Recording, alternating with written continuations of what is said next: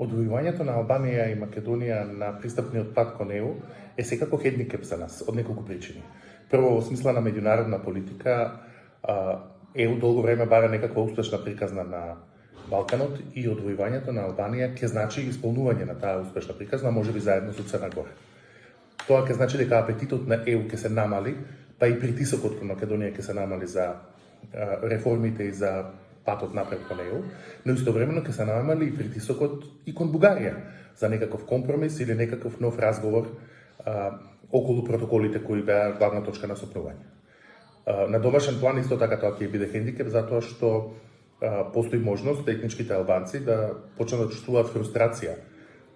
чувствувајќи се заробени од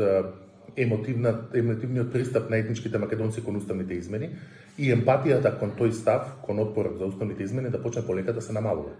Тоа можеби нема директно да доведе до директни или безбедносни етнички тензии, но фрустрацијата помеѓу двете етнички заедници ќе се зголеми.